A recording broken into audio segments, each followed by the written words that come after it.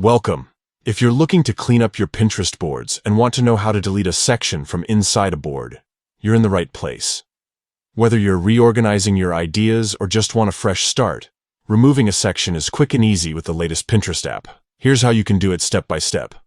First, open the Pinterest app on your device. Make sure you're logged into your account, then head straight to your profile by tapping your profile icon at the bottom of the screen. This will bring up all your boards, so you can easily find the one you want to edit. Next, scroll through your boards and tap on the board that contains the section you want to delete. Once inside the board, you'll see all of your pins and any sections you've created. Find the section you want to remove and tap on it to open it. Inside the section, look for the 3 dots in the upper right corner of the screen. Tap on these dots to open up more options. From the menu that appears, select Edit Section.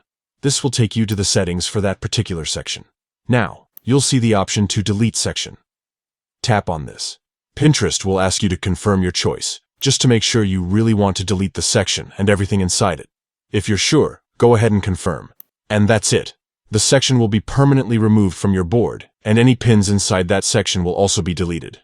So, before you confirm, double-check that you don't want to save any of those pins elsewhere.